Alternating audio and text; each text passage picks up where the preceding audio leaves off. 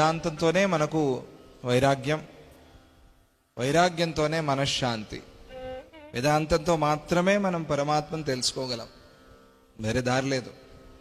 వేదాంతం మాత్రమే సత్యం, మిగతావన్నీ మాటలు.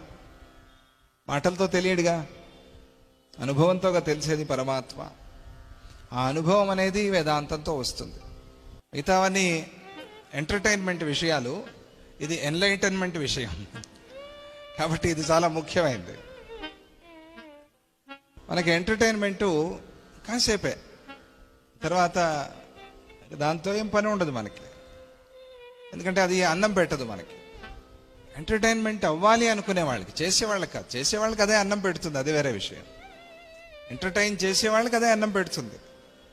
కానీ ఎప్పుడూ ఎంటర్టైన్మెంటే కావాలి అనుకుంటే జీవితం నడవదు. అదే కనుక ఎన్లైటన్మెంట్ ఉంటే సంతోషం, సుఖం, ఆనందం.